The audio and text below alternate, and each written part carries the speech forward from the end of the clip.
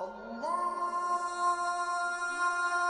أكبر الله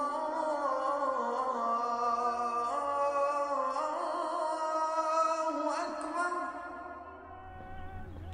Bismillahirrahmanirrahim, la paix soit sur vous. Nous sommes au deuxième jour du jeûne et nous avons parlé hier de cette notion de la réparation. Et nous allons poursuivre et essayer de comprendre de quoi il s'agit. En fait, ce que nous avons à comprendre à partir du moment où nous avons la conscience, où nous prenons conscience de notre responsabilité.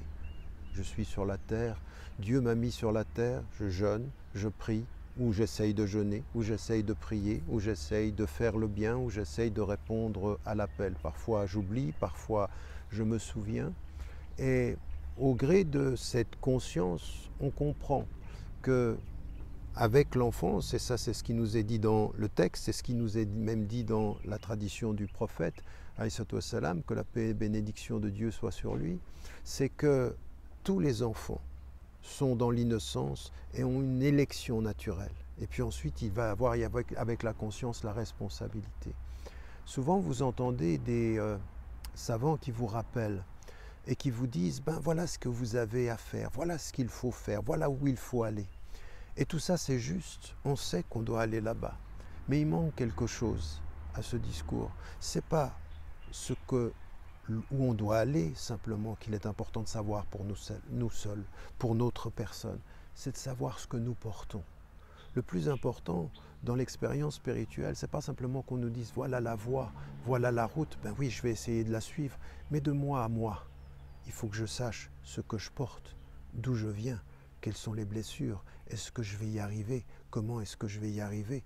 En d'autres termes, la destination, elle est importante, le fardeau. Pour marcher sur cette route, il est important de s'en rendre compte parce qu'on ne peut pas réparer si l'on n'est pas conscient de ce qui est effectivement ce cheminement, de ce qui est le contraire finalement de ce qui pourrait être la purification originelle. Ça peut être, encore une fois, comme je vous l'ai dit, ça peut être les blessures, ça peut être les séparations, tout ce qui fait écran, tout ce qui pose problème à la légèreté de notre cheminement pour aller à la destination. C'est ça qu'il faut réparer. Toutes les lourdeurs. C'est pour ça que dans le Coran, il nous est dit que nous viendrons soit avec un plateau qui soit lourd de bonnes actions et léger de mauvaises, ou le contraire.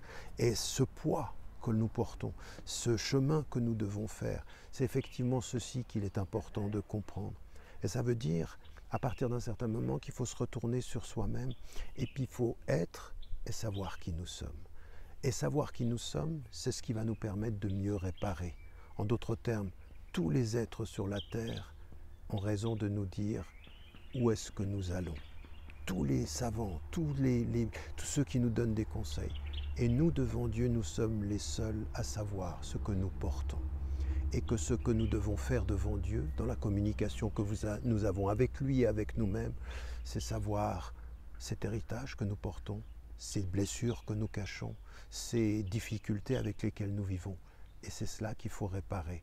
Parce que plus nous les réparons, plus nous serons légers. Et plus nous serons légers, plus la voie sera illuminée. Et plus la voie sera illuminée, puis nous nous rapprocherons de celui qui est le plus rapproché.